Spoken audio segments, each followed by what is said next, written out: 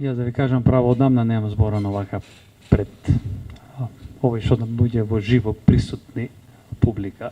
А мене до сега многу ми е пријатно. А имав и овој фактички предчувство дека ќе се случува нешто такво, затоа што едноставно тука мене ми е мило. Ова не е прв пат, тука е веќе трет пат кај што доаѓам на филозофски филмски фестивал. Еднаш бев како говорник, зборував за еден фотоесеј околу Ханеке, Михаел Ханеке, еден од моите така најпреферирани автори. Па после тоа имав question and answers со еден исто така многу интересен лик од Унгарија, му го заборев името, малку сум. Враник. Многу интересен лик, имавме после тоа и приватно и професионално фактички дружба и така натаму, и сега сум тука повторно и многу ми е мило. Се од кај да почнам. Бајги работи, каже Лјупчо. Кажа многу добри работи за мене, ако ќе зборуваат добро за вас, треба да не ги прекинувате, така викаше Ферид Мухич, така што јас сум тука со тоа, ако зборуваат добро за вас, нека тераат, јас сакам да ги слушам. Да ви кажам право, јас го гледав овој филм неколку пати, ги гледав и другите филмови горе-долу, не го гледав само Виридијана. Овој го имам гледано, меѓутоа денеска, овој како се циклус не го гледав. И можам да кажам дека филмовите на фактички Буњел се доста интересни. Тоа сите го знаете. Мислам дека нема да можам да кажам некои работи за кои што вие нема да најдете извори да ги прочитате и нема да најдете интерпретации кои што едноставно овој се уствари достапни.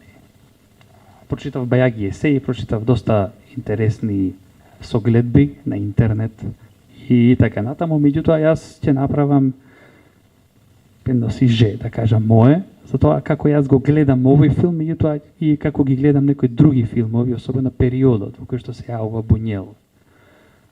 Тоа е доста интересен период, затоа што тоа е надреалистичкиот.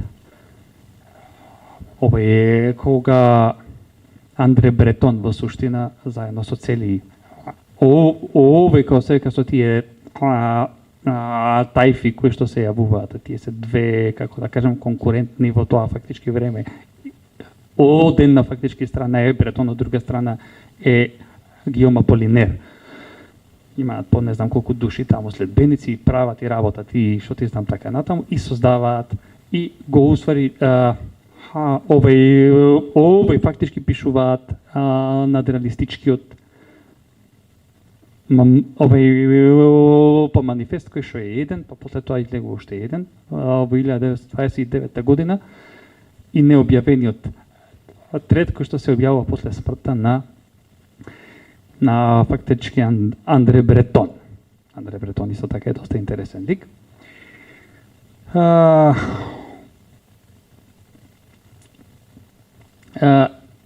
Контактира и со Фроид и од тука елементот на она што ние го знаеме како соништа. Сонот е доста истражено, но и неистражено тло и е доста интересно да се истражува и понатаму. И тоа и јас мислам дека од она кореспонденција што имале Фроид со Андре Бретон, испаднало дека нема да има соработка меѓу нив, затоа што Фроид кажал, дај не ме замарај со тие работи, јас не сакам, не знам уметност.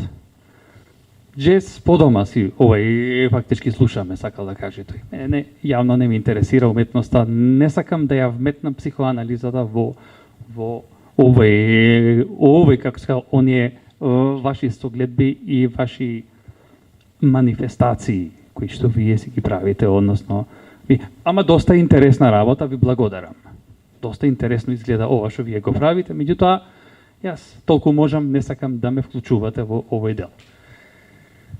И са, како да кажам, филмовите на Луис Буњел. Филмовите на Луис Буњел се доста интересни, на моменти се и досадни, да кажам. Има елементи кои што мене, како да кажам, ми се преизнасилени. Знаат да бидат малку и патетични. Знае да биде претенциозен, како и секој уметник. Во однос на овој филм кој што го гледавме ние денеска тука, мислам дека, сега пак ќе кажам, јас сум лик кој што во историјата се јавува долги години од како тој умира. Имам право да зборувам за се, меѓутоа не можам да имам релевантен суд за тоа што тој има фактички направено, меѓутоа јас ова фактички право си го земам затоа што едноставно мислам дека имам право како живо суштество да критикувам, а после тоа и да кажам нешто убаво. Тоа секогаш прво критиката. Спротивно на она што го учеше славниот Квинтилијан. Прво ќе го поздравите, ќе го пофалите, а после тоа ќе го критикувате. Кај мене малку обратно, пошто го сакам. И сега мислам дека Бунјел прави во овој филм една естетизација, естетички пристапува на буржуазијата, се обидува низ естетички категории да ја прикаже низ два оперативни сегменти, две оперативни нивоа. Првото ниво е она реалистичното во кое што тој укажува, односно сака да ја прикаже низ она светло на комичното, сака да се смева со неја и така натаму. Реалистичниот сегмент, односно ниво, и вториот сегмент е онај надреалистичниот, каде низ оние соништа како што ние можеме да го видиме филмот. Сака да фактички да укаже на тие некои наслаги кои што се јавуваат и нанеси во она обкружување кое што не може реалитетот до крај да ги опфати, да ги отслика. Тука му треба нешто екстра. Треба сонот. И тука со Фројд, фала Богу, е доста значаен. И прикажува соништа на неколку групи. Значи не е само буржуазијата, туку прикажува соништа на неколку групи, особено на джандарите, а соништата и на војниците соништата. Во суштина прави едно пикторескно појавување на неколку слоеви во општеството, каде централниот дел е во суштина буржуазијата. Граѓанската владеачка класа која што ги поседува средствата за производство марксистички, ова како дефиниција, не смеам да не го знам, оти ќе јадам ќотек на улица, ќе ме причекаат марксистите. Значи, многу важен елемент. Оваа класа, сметам дека би требало, како добар марксист, би пристапил со една економска и политичка анализа фактички на самиот проблем, односно на освари самиот филм. Кога јас би го правил филмот, што е појма неам од филмови, појма неам од уметност, и тоа во секој случај сметам дека овој фактички прикажувањето би било во однос на она базична и елементарна структурна функционалност на самото општество, а тоа е фактички економскиот елемент. Економскиот елемент кој што сметам дека е главниот градив елемент во кој што се создава еден реалитет. Марксист. Тоа е марксизам. И кога зборуваме, овој, како се вика, многу интересно го прикажува, како да кажам, оној елементарен,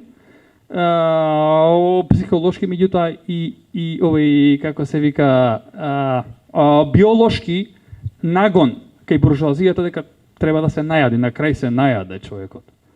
Едноставно мораше, затоа што го доживеа најлошото, дека едноставно најлошото што може да му се случи на буржуазијата во суштина беше последниот сон. Сонот дека во суштина со залакот во уста ќе го убие.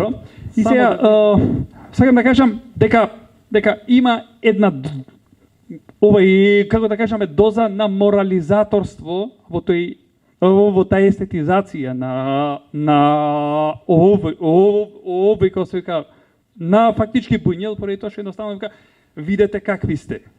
Видете како изгледате, видете, не сте отидени некаде подалеку од моментот на она интерпретација на дарвинизмот. Јадење само, секс не може да се воздржат. соголени се од целиот морален структурен однос. Нема морал. Едноставно не ги интересира ништо. Ги интересира само храна. Ги интересира само секс. Сега, мене тука малку тоа ми смета, искрено, кај Буњел. Затоа што едноставно мислам дека овој, како да кажам, она вистинска критика не би требало да се однесува, односно да се структурира на тој начин, туку треба во суштина да има една подлабока која што едноставно ќе ги прикаже основните релациите. Овде фалеше народот. Ако веќе овој, како се ние правиме една протомарксистичка, односно и марксистичка анализа на овој, како се филмот и на претпоставката на самиот филм, дека буржуазијата е онаа класа која што прво ќе се исмева, меѓутоа второ ќе биде фактички нападната. Ќе биде нападната од страна на оние овој кои што едноставно се усвари неизини, како да кажам, овој па неизини противници. Тука некаде јас би го кажал тој момент, односно би го окончил моментот околу тоа каде не би се сложил јас со она што го направил Буњел. Сега да кажам тоа што мене ми се допаѓа. Многу ми се допаѓа моментот на перформативноста, како ја опишува перформативноста на сите тие елементи. Recognition, оној дел во кој што, значи, ние имаме фактички поп, кој што во она, фала Богу, дека е во служба на буржуазијата. Ема бегање од тоа. Се соблече попо, дојде цивилка, го избркаја. Така? Враќај се назад. Униформа сакам да видам. Влегуваат војниците. А во војниците се сите во строј. Кога ги гледаме војниците во усвали цивилка, во суштина гледаме дека тие се малку и безобразни. Многу интересен, надреалистички момент, мене ми се допаѓа многу тој момент, е кога пушат трева. Пушат трева и едноставно овие што продаваат кокаин и викат, немој веќе одите на потешко, ќе одите. Немојте со тоа, има многу лоши последици. Има многу лоши последици, немојте со тоа. Сакам да кажам дека има некои овие, како да кажам, елементи кои што едноставно ја отсликуваат она базична структура за која што јас мислам дека на крај завршува со главниот елемент за мене, а тоа е просторот за конфликтноста. Конфликтноста внатре субјектот на овој, како да кажам, самата буржуазија. Буржуазијата се плаши од конфликт, бега од конфликт, не сака да се соочува. Едноставно, најголемиот кошмар е дека таа може да ја нема, може да биде убиена, може да биде, ќе влези учака, и ќе не убие. Тоа е стравот во суштина на она фактички овој, како да кажам, буржуазија. Буржуазијата во суштина овој, како се вика, она кое што ние не можеме да го видиме сега тука, тоа е базата во суштина на општественото ткиво, на она како функционира самото општество.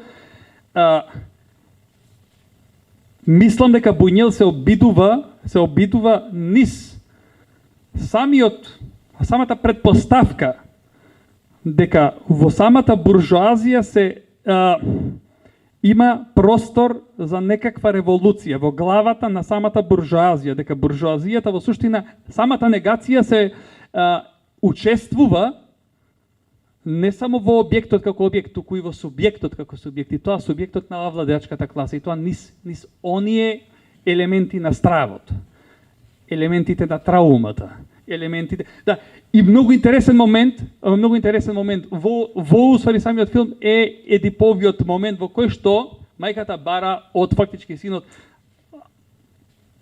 ај скини од татко ти. Пошто едноставно тој беше оној лик кој што едноставно беше овој, како се го уби својот твојот биолошки татко. Така што А исто тој е фактички и војник кој едноставно има поидакви трауми од фактички траумите кои што ги има самата буржуазија, кои што се појавуваат низ нивните соништата кои што постојано. Овој филм значи има интерпретации кои што го врамуваат во една триптих верзија. Овој филм, Ангелот истребувач и Milky Way, кои што овој, како да кажам тука сега, не се овој фактички немавме шанса да го гледаме, да се прикажува. Јас преска почнав дома да го гледам, баш си викам чекај да го гледам, пошто не сум го гледал тој филм, кој е доста интересен и има еретичка историја, прикажува и факот бе негов во однос на успари самиот католички сегмент, затоа што и самиот имал овој, како се ка, овој и самиот овој поминал низ тие, како да кажам, низ тие курикуларни институции. И тоа е доста интересно. Добро вечер, значи прво едно сефте вака да направиме, кратко едно сефте. Со Мариле се знаеме долги години и наистина сме добри другари. Јас не знаев дека за магистерската си издал книга, така да пред сите кајде да се најде и како да се дочепа до некаков подпис. Тоа е не за друго, мислам, го говорам затоа што сум исто така директно, да речам, запознаен со темата на Адорно преку тебе, затоа што се сеќам кога пишуваше магистерската, токму и се исповеда за темата, така да се уште повеќе ми изненади дека се издал како книга, значи да тоа како прво. Може, обавезно. Нараче подпис вака, рабушка и готово. Добро, навистина мора да признам дека еве и вчера кога бевме и во понеделникот и така натаму, прв пат ги гледам филмовите на Бунјуел, освен Андалузискиот пец, кој што прв пат го гледав и вчера го реков истото, прв пат го гледав така, да едва и до пола. Меѓутоа, овие филмови ги гледам навистина за прв пат и да речам навистина се обидувам темелно да ги гледам. Иако е многу тешко, особено овој филм е навистина тешко да се гледа, бидејќи повторно е исто така слоевит. Слоевит од аспект на тематиката што е начнува, особено заради тоа што се гледа дека, како што и Марилен ти сами откажи, има неколку групи на сталежи, да речам, да го потребам тој збор, неколку сталежи кои што ги опфаќа во сајвил филм и преку тие сталежи, значи, на некој начин објаснува нивната состојба, значи она реалната и она од аспект на нивниот сон. Може би сонот по мене не е сон како сон, туку некаков потиснат страв. Се начна зборот травма, меѓутоа мислам дека повеќе станува збор за потиснат страв кој што може би предизвикува некаква травма. Сега, она што ми беше највпечатливо во самиот филм, да, марихуаната во секој случај, меѓутоа она што ми беше највпечатливо е што за секоја група која што беше опишана најексплицитно, примерно преку сонот, практично го кажа исконскиот страв кој што постои за самата таа група, а исконскиот страв е да и запрети истребување, односно исчезнување. Сега, која е причината, може би, за тој страв да и запрети исчезнување? Може би тоа е заради тоа што само меѓу себе, групите сами меѓу себе, кои што ги опишува Бунјуел и ги кажува преку филмот, на некој начин се конфликтни. Иако тоа е многу резигнирано кажано. Значи се е кажано како една можеби гротеска, која што се одвива само на вечера. Можеби дури на некој начин и самата вечера представува еден вид на една алегорија, на една надреална алегорија на тајната вечера од Да Винчи, кој што, например, мислам дека најеклакатно беше кажано првата вечер кога дојде во тврдите сцени во филмот, кога дојде кај фамилијата да вечерат, меѓутоа не било тој ден, тука ајде сега ќе одиме во некоја кафана, испадна дека газдата од кафаната починал, па дојде на Парастос. Така што можеби тоа е една обратна пропорција на тајната вечера. а може би не во секој случај, но сакам да кажам дека секоја една вечера како се одвиваше од сцена во сцена беше се повеќе гротескна.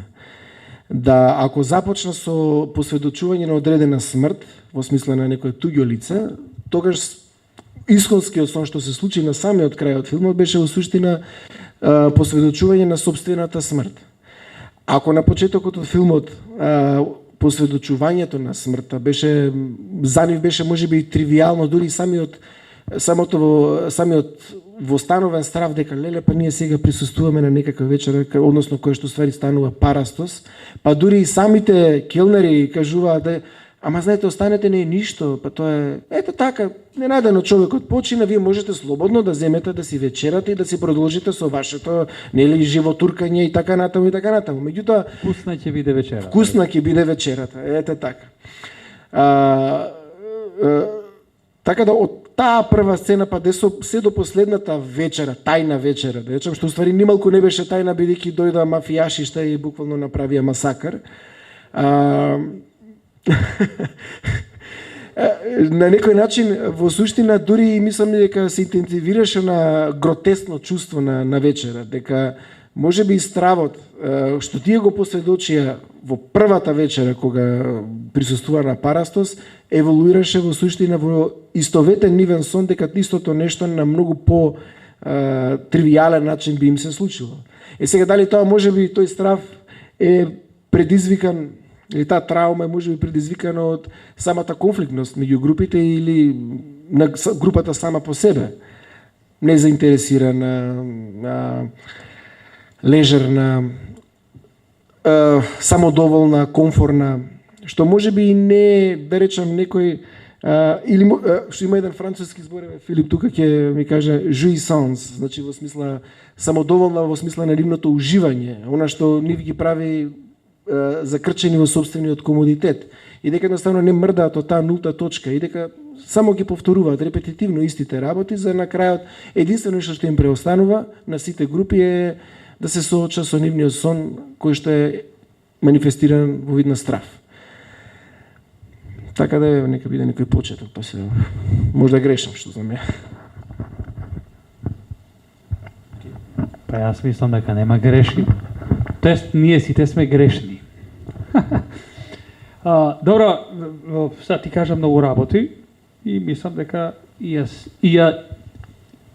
јас фактички ќе го искористам правото да се согласам и да не се согласам делумно, така, делумно согласен, делумно не согласен. Меѓутоа, ќе видиш ти.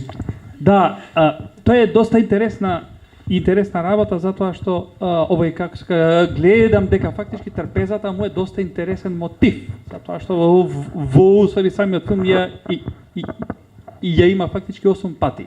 Се појавува 8 пати трпез, 8 трпези се во овој фактички.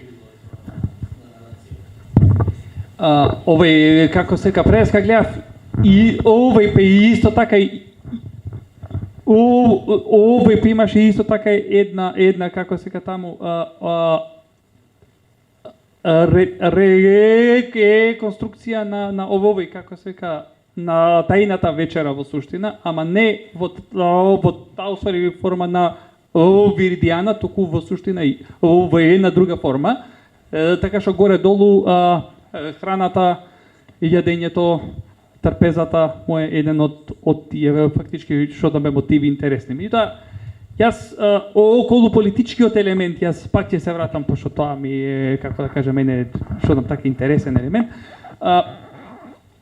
Овој пе и самиот филм, овој пе и самиот филм е фактички направен се 72 година. 72 година се освари 4 години после мајските протести, овој кои што се освари случуваат и читав некои текстови горе долу за тоа и овој па доста и овој пе интересна е фактички она фактички рефлексија на овој буњуње фактички поради тоа што овој биографијата негова јас ја овој чепкав. И доста интересна работа каде тој вика дека се разочарува од протестите на студентите затоа што се покажуваат дека се доста импотентни и дека во суштина нема никаква фантазија ниту кај студентите за тоа дека може да се направи револуција. Иако надреализмот во суштина значи дека е во функција на некаква револуција, односно не само уметничка револуција, туку бара и социјална револуција. Видите, фактички социјална фактички револуција е малку по овој комплицирана и овој фактички па не се усвари доаѓа до тоа. И овде веројатно разлозите за тоа зошто овој како се вика овој па не се осврнува на тие гранбе наративи во суштина. Зошто не оди до крај марксистички, затоа што има некои елементи кај него марксистички, социјалистички, комунистички и анархистички, затоа што за во време на шпанската граѓанска војна тој ги поддржувал републиканците во суштина, бил на усвари нивна овој како се таму страна и имал големи симпатии кон нив, меѓутоа му ја летнал од Шпанија поради во фактот дека едноставно тие биле во овој како се во таа страна што губи. Точно така. И овој како се овој усвари мислам дека вториот беше овој манифест на Андре Бретон, кој што кажува таму има фактички еден дел дека вика па надреализмот сега во суштина представува нешто кое што слободно може да се дефинира како надреалистички акт и моментот кога човек излегува на улица, има пиштол и почнува да убива луѓе. И тоа ние го гледаме секојдневно сега баш и во овој како се во Соединетите Американски држави, во тоа школото лево десно, го сватил Буњел дека тоа не оди така. Дека тоа не оди така. Дечки, што правите? Им кажал, ова веројатно не оди така и дека едноставно војната значи нешто многу поусвари сурово и по проблематично од тоа. Ама овој јас мислам дека овој фактички овој и самите надреалисти не биле свесни за тоа дека ќе дојде втора светска војна и дека пред втора светска војна ќе има и други војни. И дека првата овој светска војна не значи крај на војните на тло на Европа и тоа го сведочиме ние до ден денес. Дека во суштина војните не завршуваат и дека ги има како еден фактички цикличен фактички елемент. И тоа пак ќе повторам елементот кој што мене многу ми е и фактички загадочен и интересен, затоа иако никаде го нема народот, конфликтноста на тоа дека народот се појавува во едно руво во кое што едноставно може да ги нанесе најзлокобните штети и стравови кај самата буржоазија, во суштина представува доста интересен елемент во однос на тоа како јас ја усвари дефинирам самата фактички демократија. Демократијата за мене значи конфликт. Не значи овој процедура, гласање, па дури ни еквидистанца, туку значи конфликтност. Доколку го нема конфликтност, мислам дека нема демократија. Доколку сите едногласно гласаме, едногласно овој фактички овој избираме, во тој случај ние немаме демократија, имаме она што го нарекувавме порано нешто како тоталитаризам. Во кој што ако имаме сите унифициран стажот па доаѓа како онај фроидијан слип. Значи тоа сакам да кажам дека фактички сега дали ова наметнува една друга импликација? Дали наметнува импликација дека само низ граѓанското општество и низ демократичноста на инфлација на усвари многу сонови може да дојде до некоја ситуација на демократија каква што јас ја гледам. Може би. Затоа што граѓанската демократија, демократијата каква што ја знаеме ние, која што е буржуаска фактички демократија,